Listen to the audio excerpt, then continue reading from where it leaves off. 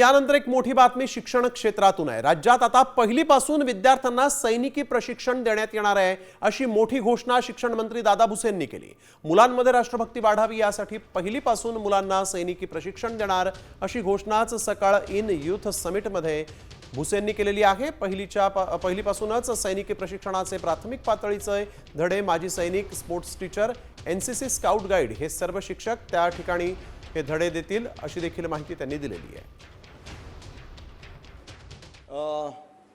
माजी सैनिक कल्याण मंत्री माननीय शंभूराजे देसाई साहेब, माननीय मुख्यमंत्री महोदयांनी पण आम्हाला आश्वासन केलेलं आहे की येणाऱ्या काळामध्ये विद्यार्थ्यांना अगदी पहिलीच्या विद्यार्थ्याच्यापासून त्याच्यामध्ये राष्ट्रभक्ती निर्माण झाली पाहिजे आणि म्हणून त्याला सैनिकी प्रशिक्षण देता येईल का या दृष्टिकोनातून पण आम्ही नियोजन करायला घेतलेलं आहे।